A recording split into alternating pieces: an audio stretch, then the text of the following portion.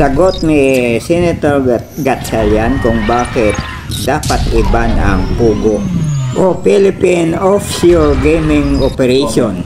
Just to close, Madam Chair, in my just to close my questioning, ang ating prinsipyo kasi kung mayroong negosyo na nagdadala ng krimen, ng sindikato, at sisirain yung ating peace and order, dapat huwag natin tanggapin.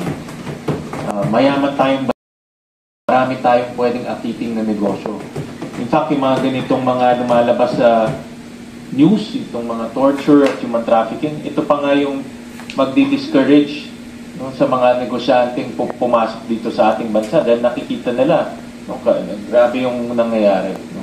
So, I'll leave it at that, Madam Chair. Thank you, Mr. Chairman. Thank you very much. Salamat din po, Senator, at kay Senator Antiveros at kay Senator Gatchalian sa Please follow my Facebook page, comment, like, and share, and subscribe to my YouTube channel, Stories of Uncle Paeng.